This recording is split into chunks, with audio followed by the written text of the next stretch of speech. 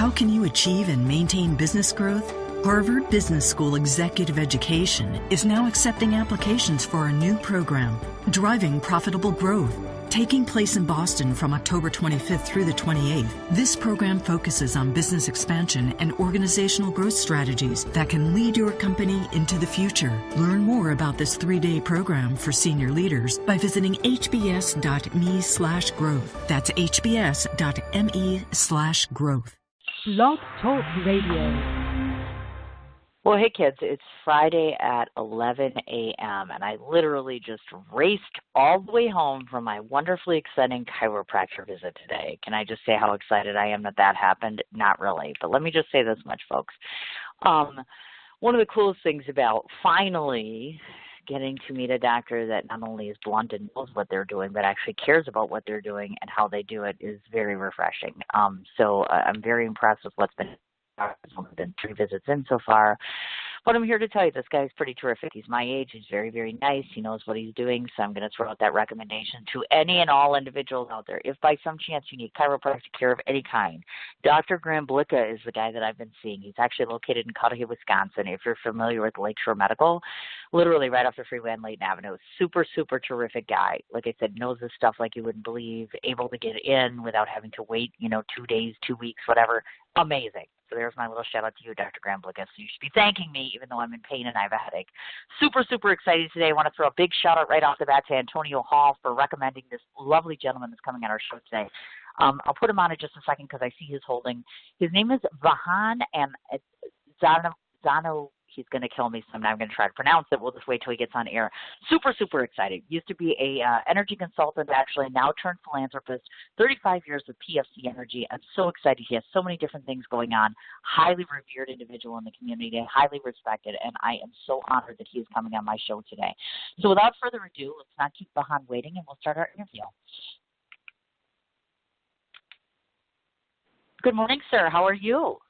Hey, Cindy. How are you doing? I'm very nervous. You're a very big deal. And when big deals come on my show, I'm really super nervous. You are a revered gentleman. I hear wonderful things. No, really, you are a big deal. And that's why you're on the show, is because we're going to talk about how big of a deal you are and how amazing you are and some of the things that you've done. There's just so many places to go with us. So I want to start at your beginning. At the very, very beginning, meaning I would like you to talk a little bit about your history in terms of 35 years at PFC is quite commendable, I have to say. 35 years anywhere nowadays with the same organization is amazing.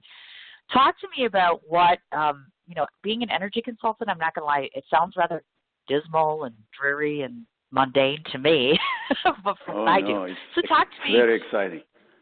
Okay, so tell me what by the way, are we on the air or this is practice now? Yeah, no, this is live. We're absolutely live right now. So about 58,000 people are listening to you, or will at some point. If we're live, I'd like to. The first thing I'd like to do is tell you my last name, since you had trouble saying it. Please, because it's hard. It's actually very simple. Zanoyan. Zanoyan. Zanoyan. Okay. Thank you for doing that, because it's tricky. It looks a little tricky. Yeah. Okay. Yeah. So we want to talk about your beginnings in energy. What appealed or attracted to that principle that you spent such a huge amount of your life in? What draws you to energy as a whole, I guess, or how did you even get into that field? Oh, I got in energy through the back door in a way, because at that time I was an analyst at a place called Wharton Econometric Forecasting Associates. Now, that sounds a mouthful, but it was actually a very interesting outfit attached to the University of Pennsylvania, where I studied. And we used to build econometric models of everything in the world, every country, and we used to forecast economies. And the main activity of this Wharton Econometric Forecasting Associates was actually to do macroeconomic forecasts of various parts of the world. Now, my job was to model and to forecast the economies of the Middle East, Saudi Arabia, Iran, Kuwait. And very soon I discovered that in order to say anything meaningful about those economies, you had to understand the international crude oil market, because that's what drove those economies. and 90% of their gross domestic product had in those days especially was oil. So that's how I got into oil, to try to understand, and then I found the oil market absolutely fascinating. Now there are some mundane parts of it too, by the way. Details about refinery margins and the whole nuts and bolts of the thing, which I was absolutely not interested in. But the part that totally took my imagination and fascinated me at the time was the geopolitical side of it. The global geopolitics of energy is something that I kind of devoted my life to in those days. And that's basically what drove my career for a long time, and basically also that's what has driven the last novel that I wrote about the subject. Yes, I noticed it actually, because we're going to get into talking about all three of those, obviously. I want to talk a little bit, because you're an expert on this, of course, again, going back to the energy thing. We live in the year of 2017 nowadays, and not all of us are very energy conscious in terms of that. And then we talk a lot about global warming, and we talk a lot about the environment. How do you think we're faring at this point? I think you're a perfect person to ask this in terms of being eco-friendly, in terms of being realistic about global warming. Are we in trouble here? Are there things that we could be doing? Do we need to kind of wake up a little bit or get a kick in the head that says, hey, we need to be doing more for our environment? Look, I don't understand, to be honest with you, why this is such a controversial issue. The scientific evidence is clear. Now, if one chooses to ignore the scientific evidence and say, well, global warming is something that's happened through the centuries and it's nothing new, and therefore it's not man-made, therefore we don't have to worry about it. I've heard some of the talk like this. I think they're denying certain facts. Now, it is true that there's been environmental change going back to 50, 60, 100,000 years. That is, not every environmental change was caused by man necessarily, okay? But what has happened, I think the one thing that people have to realize that in today's environment, what man does simply expedites some of those huge, very significant, consequential environmental changes that had man not been a factor, something would have taken, let's say, 1,000 years to change. Now it takes 100 years to change. And that speed caused by human interference, I think it's something to worry about, because naturally the environment would have changed just like it has for millions of years, but the pace of change sometimes can be so drastic that the whole system doesn't have time to readjust to the new realities. So there is something here which is man-made, no question about it, or man-enhanced, and that's something we should be very careful about. I gotcha. I understand. Well, and it's been talked about time and time and time again. And as we, as our world turns and emulates and technology advances, it's become a very scary place, our world, to some degree, and we'd like to protect it. So, I understand completely. So out of your 35 years at PFC, what would you say that you were most proud of? What was the one accomplishment out of all that time? That one thing looking back where you could say, this was the big thing for me working there, something you accomplished, something you're proud of? Oh, God. I know it's a long time. Probably the thing I was the most proud of is that almost all of my clients at that time who relied on our advice quite heavily ended up becoming our friends. I am in touch with most of them to this day, even though I've been retired for 5-6 years now. And we established a very unique position between clients and markets and among clients. And that was not easy to do, by the way, because sometimes when you're advising several hundreds of clients, let's say, but some of them are competitors to each other, then you have to be super careful with conflict of interest and so on. And we never, ever breached a single conflict of interest in their time. So I think also, let me be very frank with you about something else. Sure. To me, being a consultant was also an ego trip.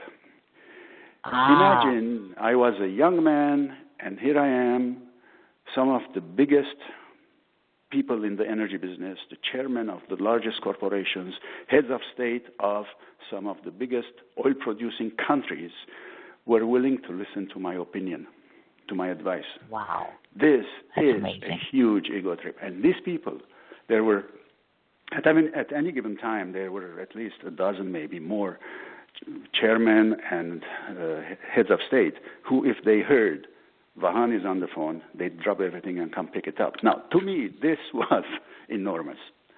And of course, not everybody feels that way. Okay, for it may look a little bit kind of vain or whatever, but it wasn't. It was interesting. It was interesting to be in that traffic. It was interesting, especially in the 80s, to be in the traffic at a time of extremely turbulent times in the global oil markets and also in the Middle East. We remember that's when, I don't know whoever among your listeners is old enough to remember, that's when we had something called the Gulf War. That's where Iraq invaded Kuwait. We went to war at Operation Desert Storm and so on. We were right in the middle of that traffic in the oil markets at the time. So it was a fascinating time. Oh, I imagine so. Well, and my other question is, of course, since you're no longer doing this and retired from the company, do you ever sign on or do any kind of consulting work for them still at this point, or would you if you don't at this point? Actually, no. I'll tell you what. It's a personal choice. 6 years ago, I made the executive decision. I said, okay, how much is enough? Enough is enough. I'm going to spend the rest of my years traveling, writing. I published 5 books since then, and I'm working on the next one. And I'm just drinking good wine, which is one of my great pleasures. And I still kind of out of curiosity, for old time's sake, I keep an eye on the news once in a while, but I don't want to roll my sleeves and get back into it, because to do that, you have to really do it. You can never do serious energy consulting part-time. I don't think it's possible. Gotcha. Sure. No, I understand completely. You have to be perfectionist. Now, speaking of which, you just brought up one of my favorite subjects, because I have my note in here that says he's a wine aficionado, and I love my wine too. So I have to ask you. I always ask when people come on.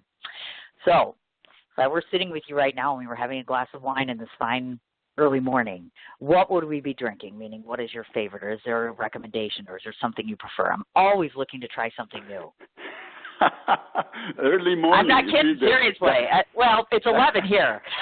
So I'm like, that's a little early for drinking, right? Okay. Maybe? If you're talking early morning wine, my favorite wines in general, but these are more evening wines, are the heavy reds. The heavy, like the Zin, full-bodied Zinfandel, or full-bodied some of the Bordeaux, or a very full-bodied Pinot Noir from California. But that's somehow that doesn't work very well in the mornings. In the mornings, I'll have a glass of champagne. Oh, nice, yes. I do a champagne probably in the morning, or a very kind of perky, lively white, like a Sauvignon Blanc, or even a rosé. There's some of the rosés that are fascinating for morning wine. Oh, nice. Yeah, because somebody just turned me on a couple of months ago to, I don't know if you've tried any form of the Moscato or Prosecco. That's some amazing wine. Very sweet. I mean, love. Oh, my God. Oh, God, I could sit and drink that. But here you're not supposed to drink when you're, like, working this early. So I'm like, I would have a hard time reconciling having a glass of wine at 11, although it is quite tempting. It's been a week. But, no, I just thought I'd get your opinion on that. Now I want to switch gears a little bit, because I know that your primary residence now is in Southern California, but you derive from the Middle East. So whenever I have ethnically different individuals come on the show, I have to ask a few questions. Obviously, I'm from the United States. So talk to me a little bit, or give us a little hindsight or insight into, because I don't know how often you get back to the Middle East. What was it like stemming from a Middle Eastern country versus the United States? Obviously, we all know some of the clear, obvious differences, but you've been there, lived it. Tell us a little bit about what life was like in the beginning, and frankly, if you've been back recently, how are things lately? I think being from somewhere else and then coming to the United States and adopting the United States is one of the best things one can do in the world. I think it's better than being born here and raised here. I'll tell you what. This is a very important distinction in my mind. When we were growing up in the Middle East, and this is a long time ago, okay? Sure. I don't mind disclosing my age in saying this, but this is. I was going to say, that's up to you. We knew this is not the center of the world. Okay? It doesn't matter where you were, Lebanon, Syria, Iran. That's not the center of the world. The world is out there somewhere, and we had this insatiable curiosity about what's going on in the rest of the world. So not because something was wrong in where we were, we just knew that's too small. In those days when I was growing up, Lebanon was the pearl of the Mediterranean, the Switzerland of the Middle East. It was like people who've been to Lebanon back in the 60s and even early 70s cannot stop talking about it. It was one of the most beautiful countries. So there was nothing there pushing us out, but other than curiosity about the world. Now, I came to the States over 41 years ago. So I've been here now. I've lived in the States longer than I've lived anywhere else in my life. And I came very kind of as a ideologically convinced American. I had read all the literature of the Founding Fathers. I had read the Constitution. I had even compared it with some other countries, to be honest with you. At that time, from Lebanon, it was also very easy to go to France. And France had its own charms and attractions. But when it came to the philosophy on which this country was built, to those founding fathers, and to the Constitution, there was no match on earth. I came as a believer, as a convinced American, and I adopted this country on that basis. This is very important because it's not like now today you hear in the news, all these people, refugees, this, and being stereotyped or whatever. And some of it, by the way, some of it at a very, very populist level, I even begin to understand, not condone, but understand. But the reason I do that, I say that, is because here, unlike when you're outside, here, nobody says this isn't the center of the world. I have to go look what else is. Very few people. People who already are born and raised here, number one, they don't usually feel they need to see anything else. Most people I know, Americans, haven't traveled. A very large percentage, by the way, of the U.S. Congress who legislate foreign policy don't have passports. I mean, to me, this is just mind-boggling. I mean, there is a world out there, and we have to find out what it is. This tendency, this adventurous tendency, somehow doesn't exist here, only because the country is so large and so self-sufficient and so huge, and a lot of people are happy in their own little towns, let alone they don't even explore America. Now, this being part of the greatest country on earth from birth has certain disadvantages, and this is one of them. And I think it's much better to come and discover this, because then you appreciate the United States and its values and its history much more when you know what it's like out somewhere else. And in that sense, I've been extremely happy to be here. I'm a very proud American. In fact, sometimes I drive my friends crazy. I've raised a family in the United States. So to me, this recent talk about aliens and so on is actually kind of very superficial and artificial in many ways.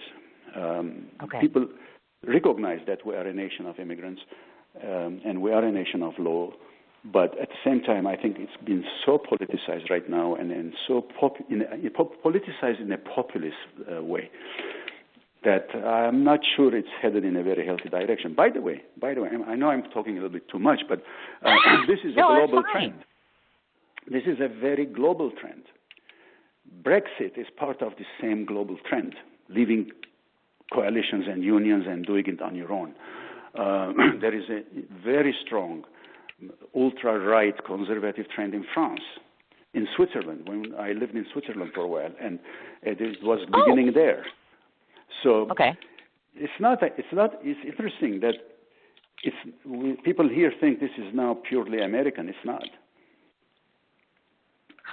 Well, and here's my other question to you, without and I've noticed this, and I'm not sure if you noticed this within your group of friends. Obviously, we're not village idiots. We just had a new president come into office, and so I'm curious to get your take on this because politics seems to be a very heated discussion with people, and I can't understand that. We all live in the same country. We all want the same freedoms. My question to you is, because you stem from the Middle East, at this today, as we live and breathe, I have dear friends that are Muslims. I have dear friends that are immigrants and refugees across the world here. Do you feel that your Middle Eastern country, are there people living in fear right now? Because obviously, of course, President Trump has now instilled this new law, this executive order. Do you feel that people from the Middle East should be concerned about something like this? Okay. To explain my view, let me also give another little background about me. Sure. When I was living in the Middle East, I was living as a minority. I am a Christian. My ethnic background is Armenian. I was living in an Arab country, Lebanon, which is part Muslim, part Christian. But I was, as an Armenian Christian, growing up in Lebanon, I was myself a minority. Now, in those days, I have never felt any type of discrimination because I was a minority Christian. Never. Even afterwards, when the Lebanese civil war started, much later, civil war came, when Christians and Muslims finally started fighting each other and killing each other. By that time, a lot of the ethnic minority Armenians were kind of left alone. They didn't participate in the war.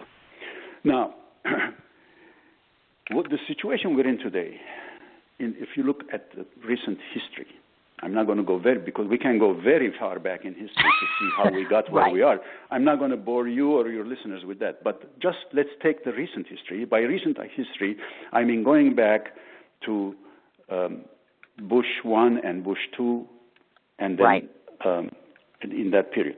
I think it dates back to some of the major mistakes that Bush 2 made. That second war on Iraq was entirely unnecessary.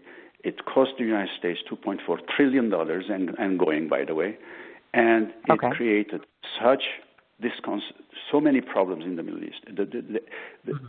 That whole thing of destroying Iraq has led to a lot of the domino effect, a lot of the other events, including the creation of ISIS, by the way.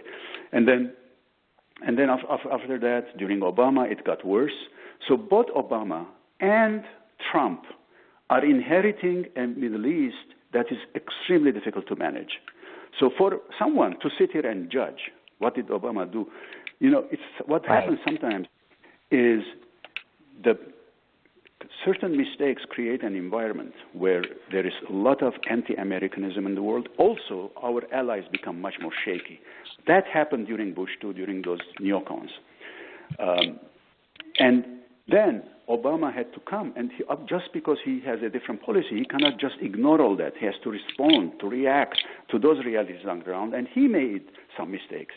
And now Trump is coming at the end of this, seeing nothing but chaos, and he has knee-jerk reactions, and all these are built on a certain reality that all of these guys have inherited. So that's why it's very difficult for me to be judgmental in a sense that saying, they don't know what they're doing, or they don't, or this is or that. Now, my problem with this ban is something entirely different. If the declared objective of this ban is not to allow terrorism in the United States, this is a major misfire, because none of these countries, there hasn't been a single case that from the countries that are on the ban list, there's been terrorism in the United States. None of those nationals. Other countries' nationals have been involved, which are not on the list, by the way. Like the biggest country nationals during September 11 were Saudi Arabian. Saudi Arabia is not on the list. Right.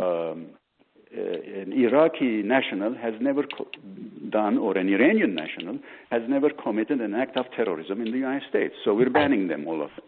I mean, I don't know. See, and this list, by the way, this list of 7 countries, Trump didn't make up. It was a list from Obama saying these are terrorist nurturing countries.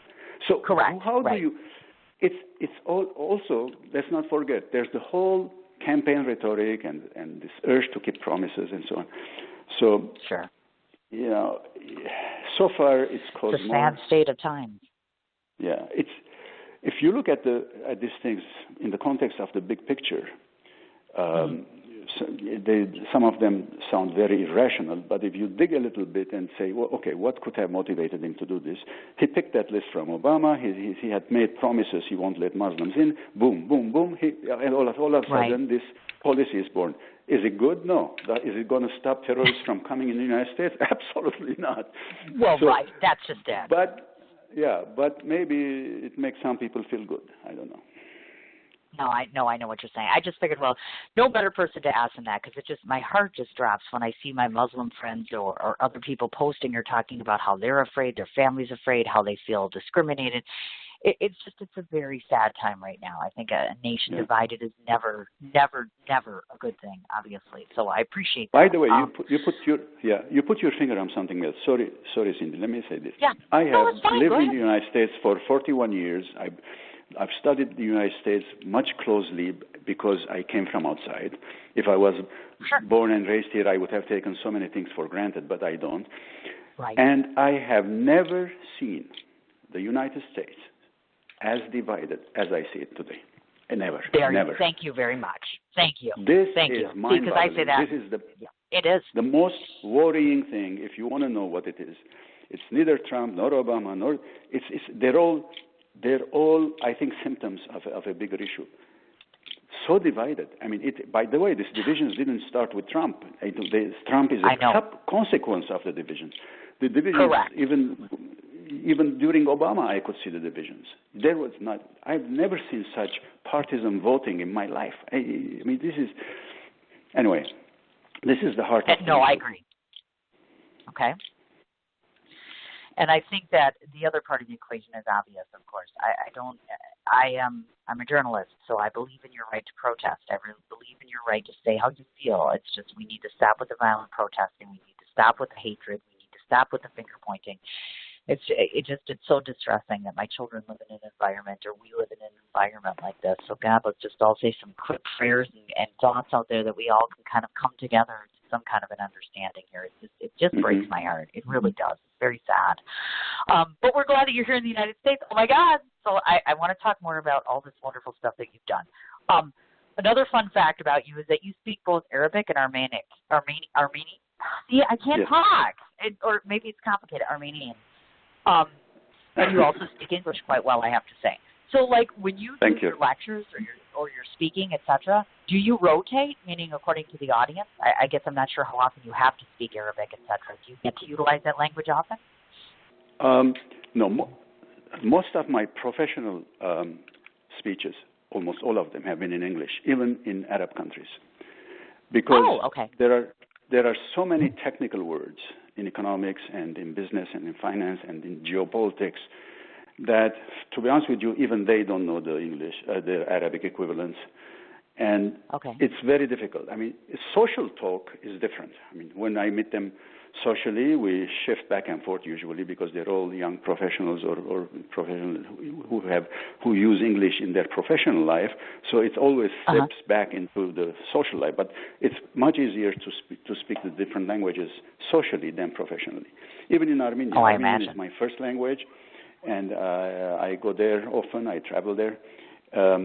Socially, it's Armenian, but the minute we shift to something more technical or professional, it turns into English.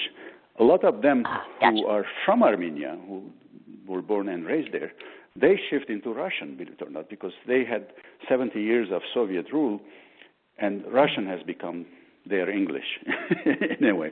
But even that's changing now over time. Gotcha. No, I agree with you as far as that goes. And so you folks that have never been able to have the opportunity to see what Vahan looks like, I have. So I've seen it. It's kind of like he's kind of like Santa Claus, only in the smaller version. He's got the white beard and he's short. And I'm like, okay. And maybe I didn't do my research correctly, or maybe I didn't do enough of it. But I have dug around to try to find out, and I can't get a concrete answer. And I didn't ask Antonio. So for those ladies out there that are listening that are in we'll go with the 50 age bracket, because we're not going to talk about your age. So are you single or are you married? Because I couldn't figure that out. I'm like, I'm going to ask him. I am married to a lovely Californian girl Aww. for 32 years now. Oh. And we have two wonderful children. My sweet. older son now lives and works in London. He is into shipping. My younger son works in San Francisco. And we live in Corona del Mar, and we travel. So that's... Oh, my God. Well, I imagine you do. Oh, my goodness gracious. Now, is she in the same field as yourself, meaning is she a creative or is she a consultant, or what does she do? Actually, we met. She was running the Washington office of a large computer service company at the time.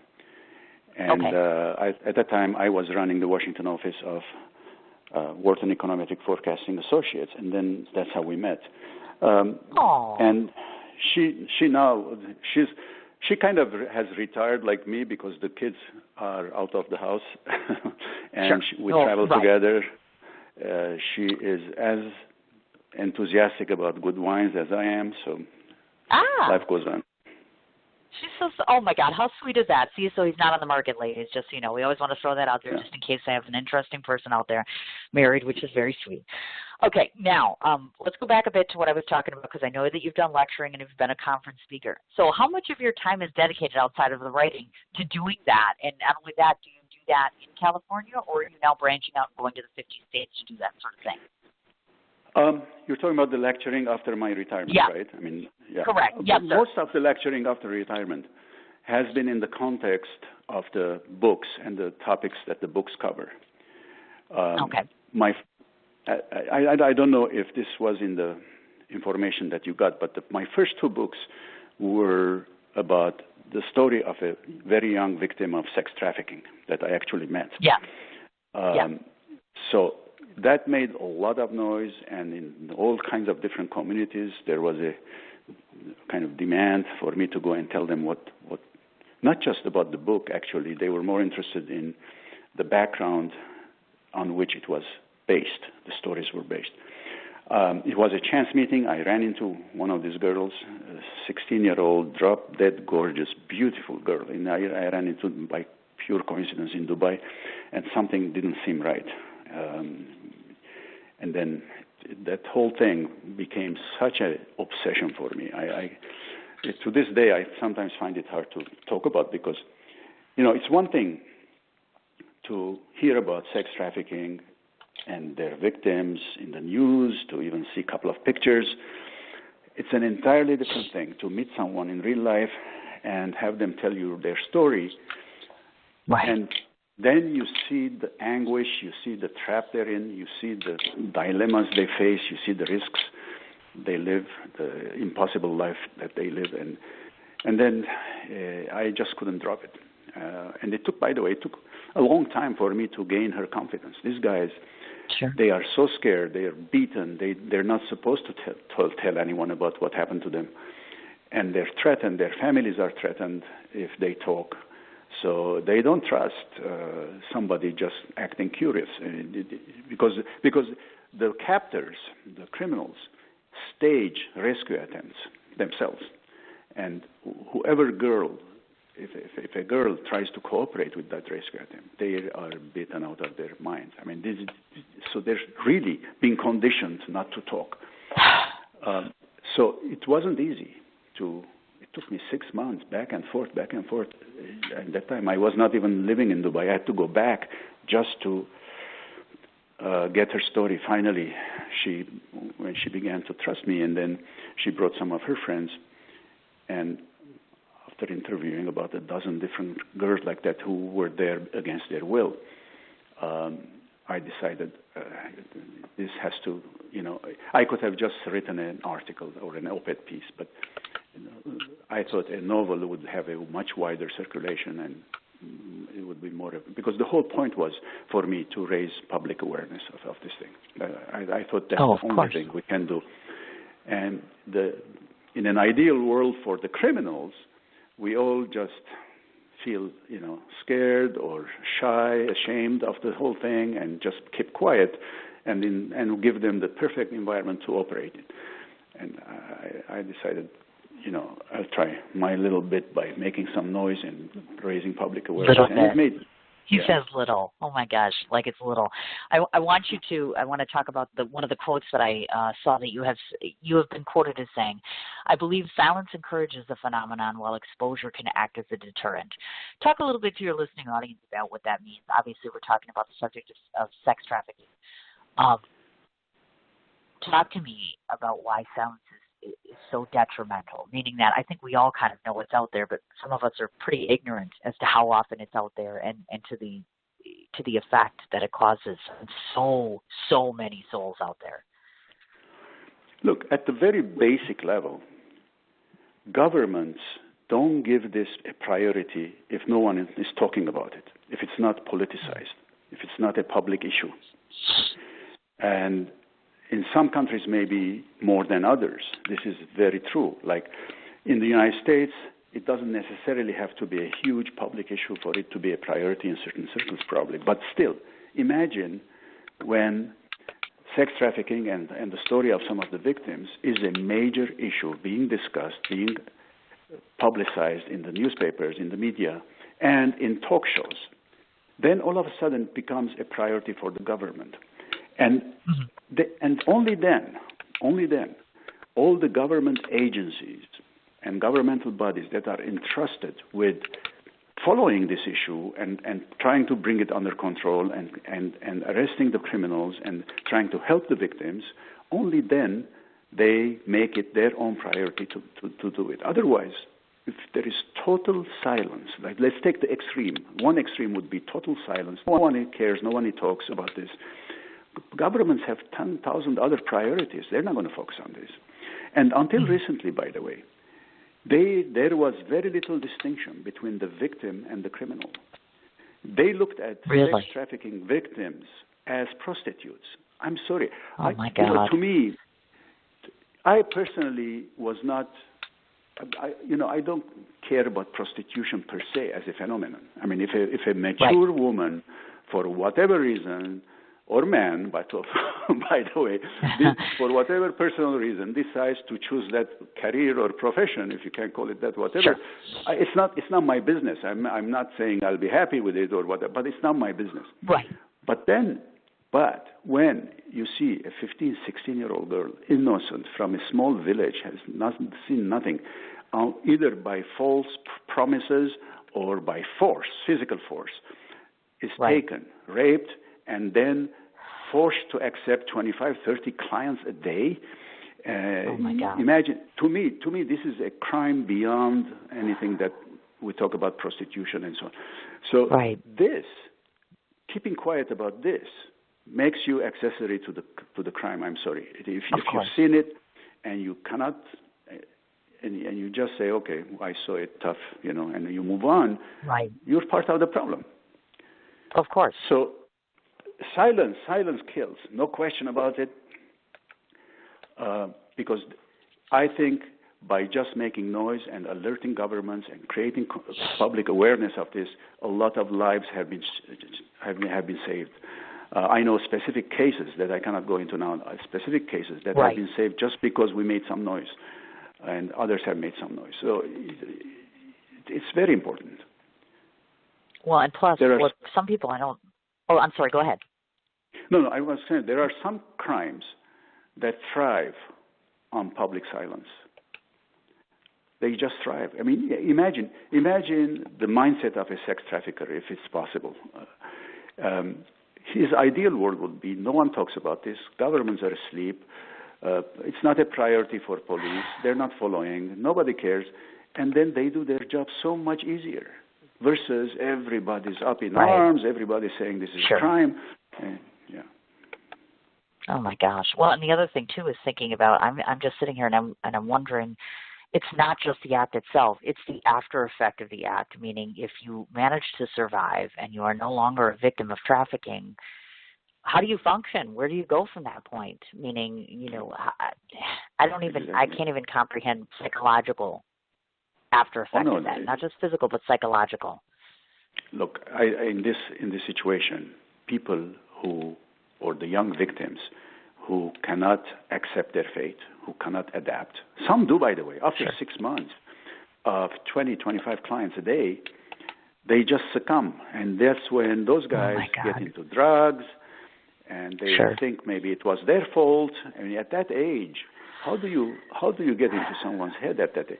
You know, it was their fault. They're being punished for something they've done. Blah blah blah blah blah. Blah. Oh God, the complication. I mean, I've interviewed some of these victims in safe houses, and they have psychiatrists there, and it's virtually impossible for them to recover and become normal again. A lot of them resort to suicide. Many of them were saved after attempting suicide because they cannot reconcile that life with what they thought they were. And in fact, this sounds funny, but in some ways, the luckier ones are the ones who adapt. I hate saying it this way, but I say lucky only because they don't resort to suicide and they don't go crazy and they don't necessarily go deep up drugs or something. But the thing is, the damage done by this is horrendous. I mean, there's no way. It's infinite. There's no way I can define from the people that I at least have met that I can contain or define the extent of the damage. It's much deeper. It goes into everything the person is about. Well, and my other question to you is, and this is based, of course, on some of the experiences and such. This might sound like a vain question, but nonetheless, it should be asked. It's a twofold question. First of all, to anyone that might be listening and that might suspect that someone's involved in or knows something about or has had some, what do we do? I mean, what if we feel as though we might be witnessing something or might have a tip-off on something relative to that? What would you advise to a person listening that they could do to try to prevent this from continuing? Well, because you just never know. Yeah, fortunately, in the last couple of years, this public awareness in the United States and in other parts of the world has led to a lot of hotlines in every community. Police stations would have specific hotlines for sex trafficking. Kind of calls that they can find out in their own communities easily. The police would know. Also, believe it or not, even Homeland Security in the past few years has an asylum division, and they follow this. Yeah. In fact, one of the interesting things from that first book is, out of the blue, I got a phone call once from Homeland Security, and somebody there had read my first novel on sex trafficking, a place far away, and they asked if I wouldn't mind to go and give a talk to some 70 officers that they were in the training in this asylum division. They thought the book was so well researched that they said, we can never get that close to these girls who sometimes apply for asylum. How did you do it, and so on and so forth. So it was fascinating for me to go and tell them the story of how that research, for example, that 6 months I was telling you about, and the going back and forth and trying to gain their confidence and so on.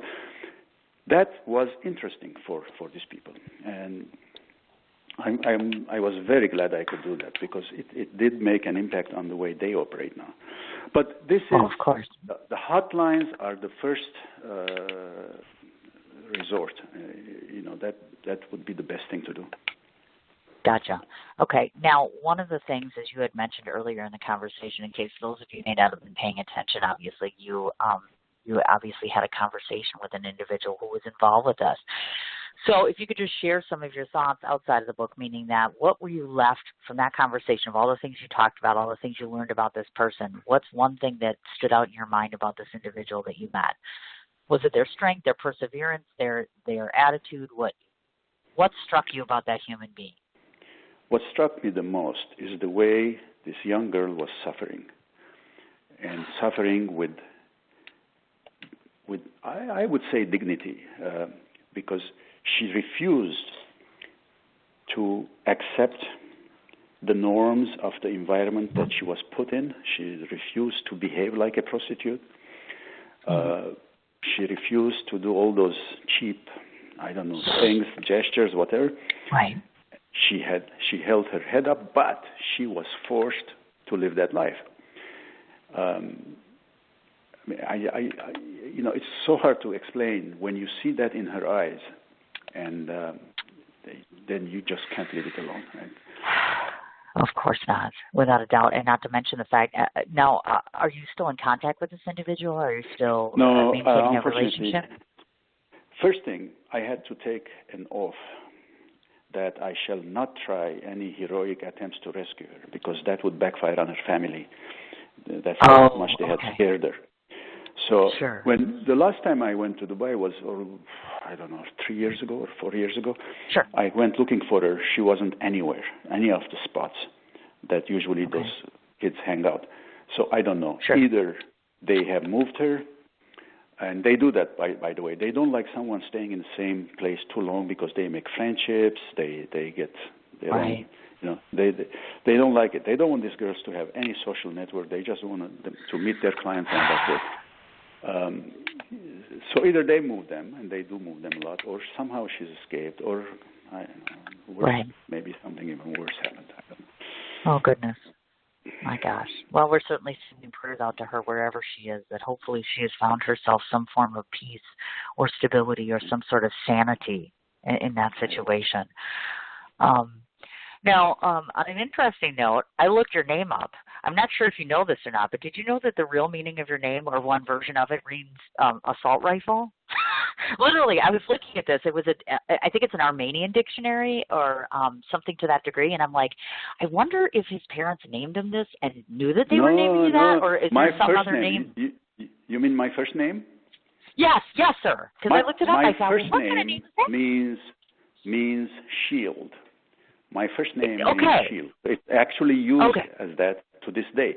Shield, like, that shield you hold when the old gladiators had shields. Yes. That's the shield. Yes. It's not the rifle. Oh, nice. So the idea is I'm supposed to be protecting things, people, shield. Oh, that's what it means. So you've lived up to that name. So I don't know which dictionary you looked, but it has nothing to do with it was an internet sort of thing.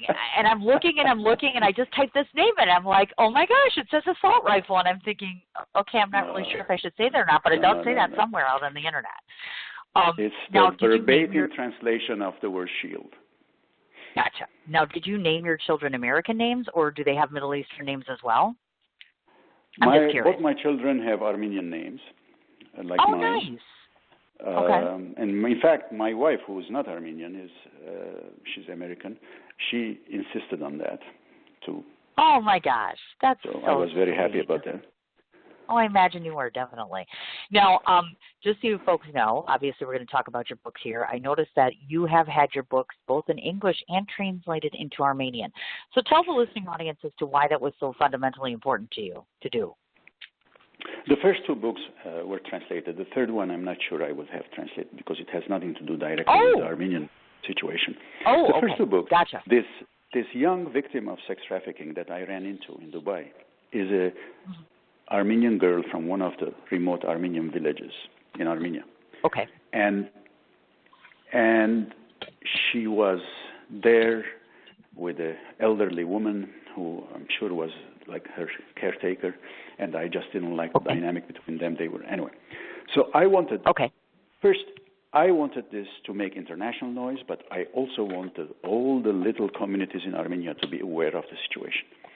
So it was translated and published in Armenia, both of them, and I've been on practically every talk show in Armenia. And by the way, it made a lot of difference there too. I started talking to the government, and there was a deputy prime minister who was in charge of the trafficking issue. I worked with them closely. I told them about some of the things I had seen in the Middle East, where there were trafficked Armenian girls, and they started putting in place all kinds of procedures, and even the hotlines were introduced there, but also police procedures. As I was saying before, it became a priority when before it wasn't. So that's the reason for the translation of those two. I understand, because that was going to be one of my questions, was just to ask about the Armenian response, meaning in Armenia itself, how was the response going to be, et cetera, and all that good stuff. So now I think that's important, obviously. So you will, the third book just came out in December of 2016, is that correct? Or that's how I was informed? That's right. The very last That's one, right. okay, which is called The Sacred Sands. So we're going to start backwards, and we're going to go back to 2013. We'll start with A Place Far Away. To those, of course, that don't know anything about your books and content, talk a little bit about the very first publication you did and how well that did. How was that received? A Place Far Away did, to this day, it's still doing very well. It's probably so far one of the best doing. If doing well, if it means wide readership, if that's how we define doing well, then it's so far one of the best books I have done in terms of very wide readership, a lot of noise, a lot of excellent reviews, a lot of, I don't know, at least 20 different book clubs have read it. I've given book presentations in public libraries, in universities, in churches, in communities. I mean, it's one of the books that I intended it to make noise, and it did make noise. Oh, that's wonderful. The sequel, the Doves of Ohanavank, which happened next year, and there, I think part of the problem with Doves of Ohanavank is saying the title. I was going to say, please don't make me do it. With Zanoyan, Ohanavank, some people say, is that Omaha? Exactly. Thank you for saying that. Thank you. Okay. But Cindy, after retiring, I don't write these books to make money. I donate all the proceeds anyway. Plus, I'm after matching them to the various organizations that fight sex trafficking. So to me, I don't have this crazy urge to be on the New York Times bestseller list or anything. I think first of all, you write for yourself. Second priority is the literary quality. I'd rather have literary excellence than put in things that I know will sell. And that's one of the reasons why I don't like the traditional publishers. I mean, they take a book and they edit it in such a way to make it sell more. Now, I'm not against editing. I pay people to edit my work. Editing is good to improve the language, to improve the literary content, to improve the storyline. All these things are good reasons to edit. But to edit just to make it sexier out there, I don't know. I don't do that. I don't care. So anyway, coming back to your first question, Place Far Away so far has done the best. I think this Sacred Sands is so timely right now and so topical, even though it's about the 80s, but everything that we see today is tied to that. And now that's beginning to take off big time. And some of the reviews were just embarrassingly good. even I couldn't have written that raving a review on my own work. So because it's relevant, because it's timely, and because it really teaches the reader. It's a thriller, political thriller, but there's a lot of good lessons in it about what's happening in the real world. So that's what's going to make, I think, the Sacred Sands much more, and it will have a much wider audience in the sense that this is not something that only those interested about sex trafficking, for example, will find fascinating, but it's something that is relevant in current global affairs. So. Correct. Oh, definitely, without a doubt. Now, obviously, I myself am an author, and I've done a number of different things that I've written. So I have to ask you, as an author, if you were to look at all three of these books, do you have a favorite? Oh God!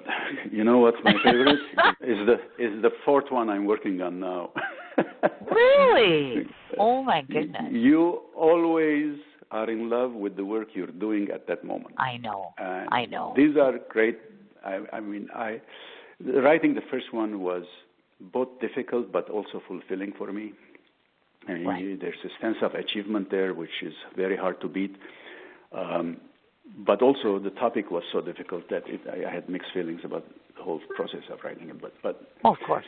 The second one, in fact, I had no intention of writing a sequel. Let me tell you that too. But I had like 700 emails from readers saying, "Wait a minute, you can't just end it like this. Come on, what happened to this? What happened?" I had all the main threads of the plot had been settled, closed, but there were plus, and you can't do what happened to Lara, what happened to this other guy, So I did another year of research, and then the sequel came up. And this third one has nothing to do with that theme, as you know. It's about right, of course.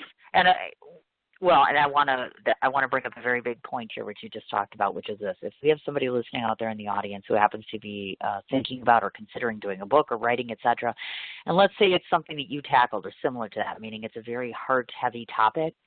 What recommendation or advice or suggestion would you give to them? Because I've written heart-heavy things, and I actually have burned them. It was very difficult for me, and it was very hard for me to do that. So what advice can you offer to a budding author out there that might be wanting to tackle something that's very heart-heavy? Any good suggestions for them? Look, Cindy, there were two things that was driving me when I wrote the difficult one, the first one. Okay. Because I have there scenes of her being raped. Some people even considered that it was too graphic, but it was exactly like she described it to me. And I didn't want to sugarcoat the phenomenon. You get nowhere if you sugarcoat something that you're trying to raise awareness about. Okay. Now, so two things drove me. Number one, the ultimate objective, which was raise awareness, shock the world, make noise, so that people pay attention to this. Right. That kept me going. And the second, even during the difficult sections of the book, there is a second part of you, the creative part, the writer, the artist, that you separate. Just because you're writing about something disgusting, for example, it doesn't mean you're disgusting. You're describing. It's not a virtue to only describe beauty. An artist should describe life as is or as it could be, and it's that detachment, in a way, of the artist from the subject is what drives the second part, aside from the objective of it. And then that's how you do it. I mean, I think there's a lot of validity in this. You have to look at it as almost like a job.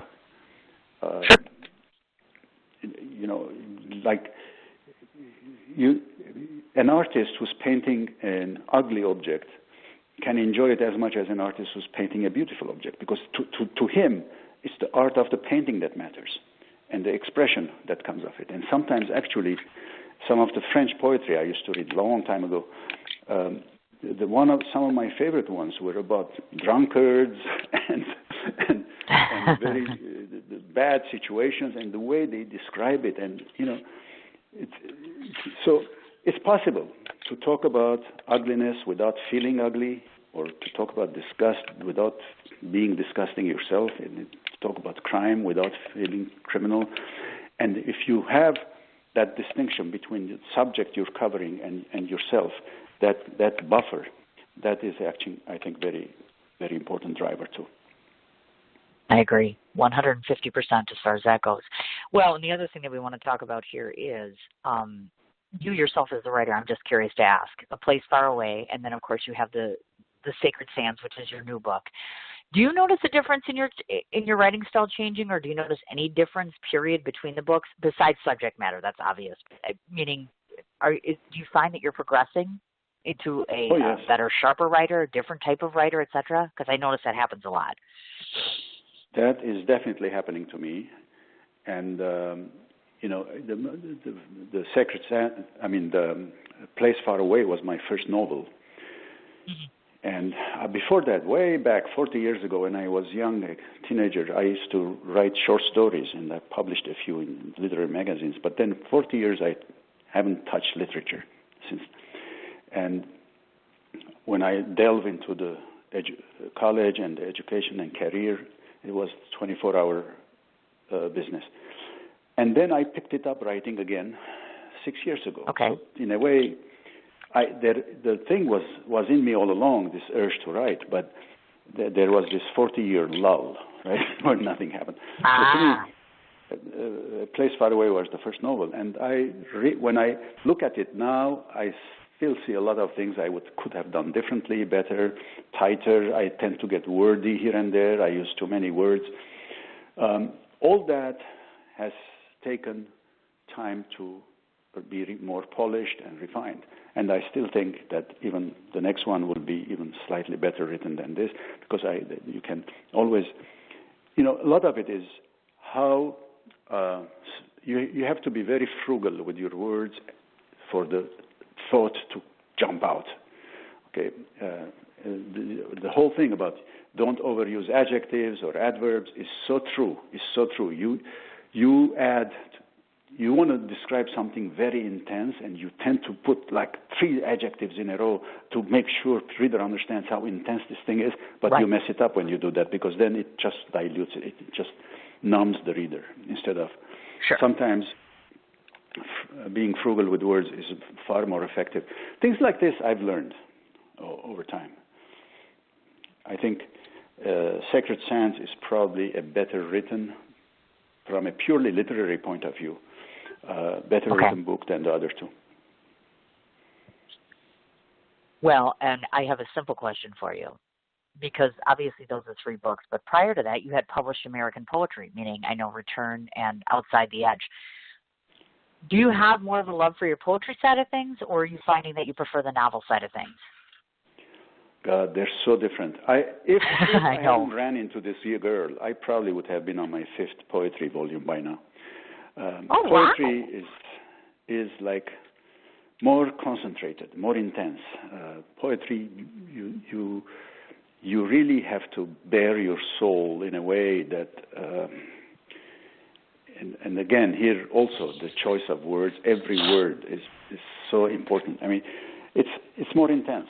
But also, it's a little bit more lazy writer's job in a way, because you don't need 300 pages. You need 3 lines sometimes, and you have a wonderful piece. Correct. So I still write poetry, but I haven't. You do? Okay. Yeah, I haven't published a 3rd volume yet of poetry. We'll see. I mean, it needs focus. Right now, I'm so involved in my 4th novel that the poetry becomes, late at night when you can't write anymore. You sit and a thought comes and you scribble a few lines, and the next morning you look at it. You either throw it or you turn it into a poem. Gotcha. The kind of thing. Got it. But I love poetry. We used to organize poetry reading sessions in our house in Washington, D.C. a long time ago. Nice. I love different languages. At one point Washington is a very multinational community, with all the embassies and stuff. And we had, over 10 different languages, and we had rules. People come prepared. They read the poem first in its original language, which most people don't understand, and then a very literal word-by-word translation, just so you know what the poet put there in their own language, which usually means nothing to anyone also when you do that. And then the third is the freeze translation, where you say, had this author written this in English, what would he have written? And that's where the fun begins. So we had beautiful evenings like this, where lots of French, Italian, Armenian, English, Arabic, Farsi poets. Italian was one of the funny ones, because the Italian ambassador's wife used to love this stuff, so she would take it very seriously. She would come prepared anyway. Yeah, so poetry has always been there. That's kind of what I figured. That's what I thought. And I thought to myself, well, most of us, and I've written poetry before, and I wouldn't mind getting back into it again. The creative side of things sometimes is so much easier to do, of course. And I don't want to forget to ask you this. And folks, just so you know, this fine gentleman on the other end of the phone here with his small differences he's talking about, he's been quoted in the New York Times, the Wall Street Journal. He's been a frequent guest on CNN and NPR, although if you ask Mr. Trump, he would tell you CNN is not reputable, but we don't care. So I think that's huge that you've not only been quoted, but you've been out there, you've been talking about your cause, you've been talking about your books and what you do. I think it is hugely admirable that the proceeds of the book signings are going to fight human trafficking, which brings up a very solid point. If individuals are listening out there, are there particular organizations that you endorse or that you favor in terms of you feel make a difference in the fight against human trafficking that we should know about? Well, there are several that I've endorsed, but it doesn't mean those are the only ones one can endorse. Okay, so I'm not. There is one organization called UMCOR, United Methodist Center for Relief. It's very global. They also, by the way, have a shelter in Armenia where they shelter victims of either sex trafficking or sometimes of domestic violence. That's also an issue, by the way, in certain societies. There is a how did I forget now? The name is escaping me. Okay. University right here. I'll figure it out in a minute. Sure. There is another center, and there's a center that's here in the U.S. in Irvine. Okay. There's another one in Armenia that I support called Oran.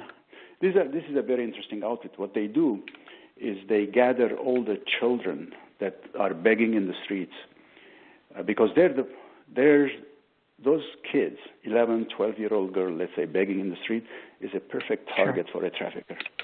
They just grab them, throw them in the back of the car, and they're gone, and they assume no one cares for them anyway. Oh, my God. So this organization gathers them and gives them a very nurturing environment, school, 3 meals a day, and they take them out of the streets. There are others that take care of orphanages of girls. For example, girls that reach 18 in an orphanage by law have to be dismissed. Where are they going to go? Okay. At 18? Right. Things like that. So there are many. You can look into, just Google sex trafficking. If you want to help or support an organization in your immediate area, I'm sure there are some. And there are shelters. I'm certain of that. Yeah. Okay. Now, before I forget, I don't want to forget to ask this. Are you planning on, let's say, for instance, someone listens to this interview in a week down the road or months down the road, they want to meet you in person, shake your hand, see you in person, or listen to you lecture. Do you have something upcoming that we should know about? I haven't started a book tour on the Sacred Sands yet. Okay. Gotcha. The first thing is I'm now talking with the organization, which is mostly organization of foreign service officers in Maine, to go give them a talk in early May.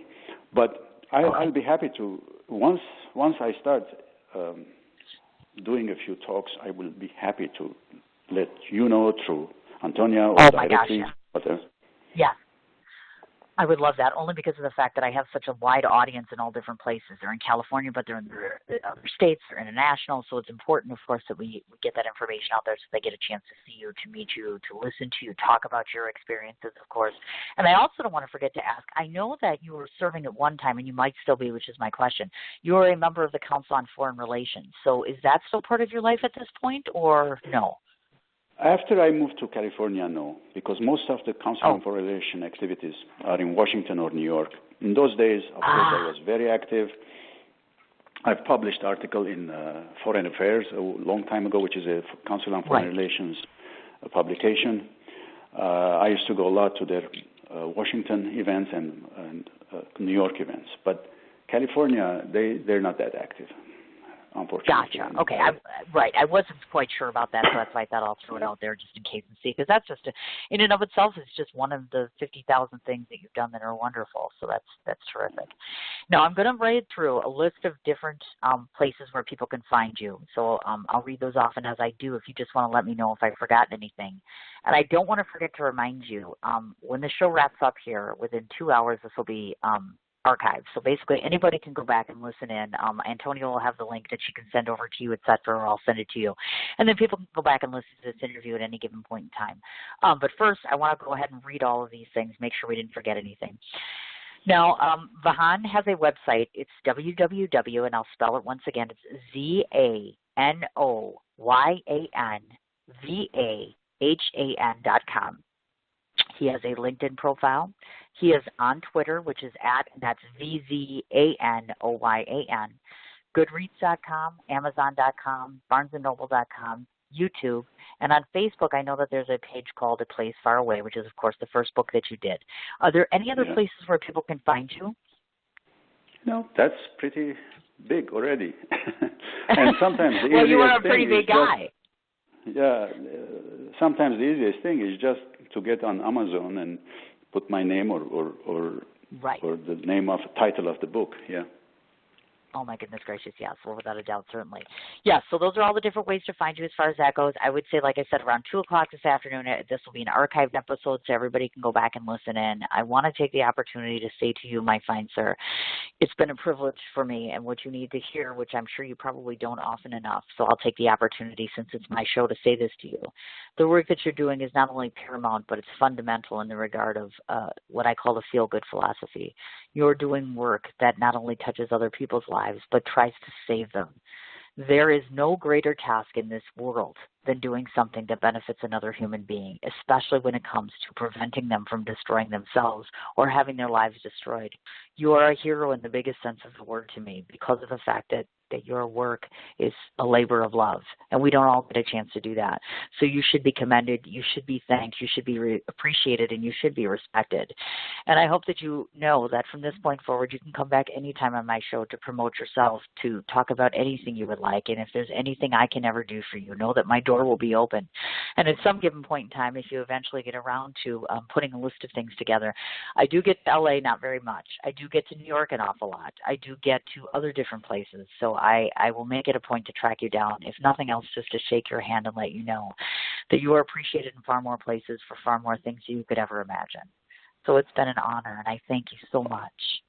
Wow. Thank you so much, Cindy. I'm so touched right now. You cannot believe. Thank you. But thank you true. for that I don't incredible output. I don't.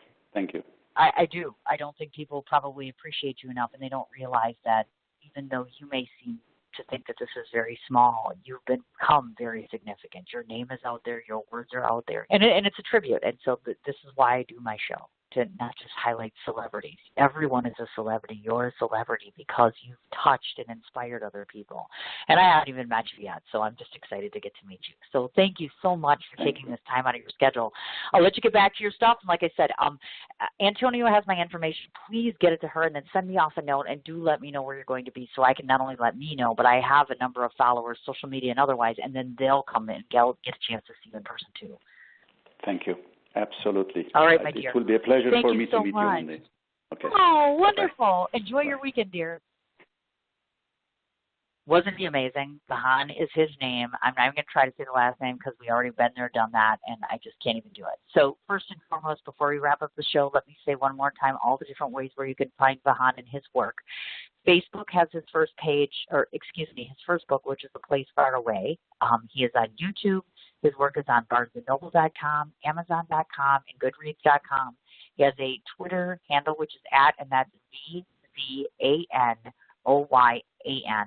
He has a LinkedIn profile, and the actual website itself is www, and it's spelled ZANOYAN and BAHAN.com. And, of course, the name of the 3 books. The first is A Place Far Away. The second is The Doves of Harvanek. I believe they're spelled OHARAVANK. And his most recent work as of December of 2016, which is called The Sacred Sands, of course. So please do check out all of his work. Again, the American poetry names are Return and Outside the Edge. Lastly, I do not want to forget to mention the lovely, talented, and beautiful Antonia Hall. Obviously, she is the reason that we have our wonderful guest today. So to you, my dear Antonia, I say this. First, to remind everybody that if you've listened to my show, you already know that Antonia was a guest first on my program. So, you should know that she is an author just like myself. The Ultimate Guide to a Multi-Orgasmic Life is the name of her book. Check it out on Amazon.com. You can also find her on Facebook, and it's Antonia, Antonia, Hall is the last name. And third of all, for any of you that might, by some chance, need any PR help, PR recommendations, or just PR in general, she services films, authors, expert products, events, you name it, she does it. AntonioHallCommunications.com is the name of the website. So, my dear, beautiful friend, I say to you, thank you so much for bringing me such an, inspiring, moving, wonderful person to my show. You are a gift. I'm so glad we got to meet each other. I'm so glad we're connecting and staying connected. So, my dear, thank you so much. I do not want to forget to remind everybody that although it is rare, yes, that's right, I'm going to be on air tomorrow. Yes, that's right. I'm so excited. Yay!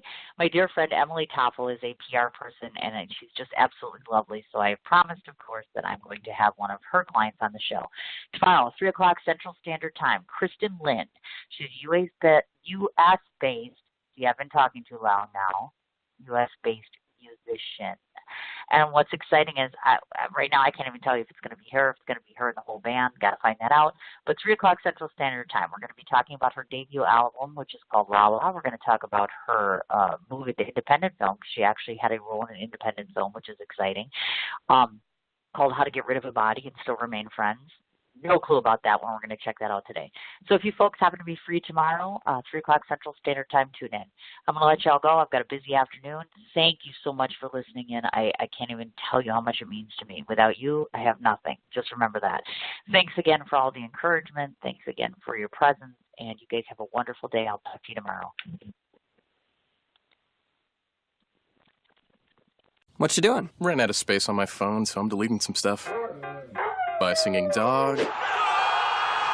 Bye, goal. I pronounce you. Bye, wedding ceremony.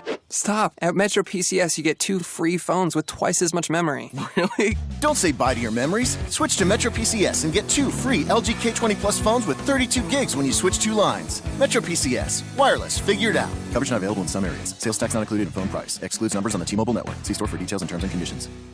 What you doing? Ran out of space on my phone, so I'm deleting some stuff. Bye, singing dog. Bye, goal. I pronounce you. Bye, wedding ceremony.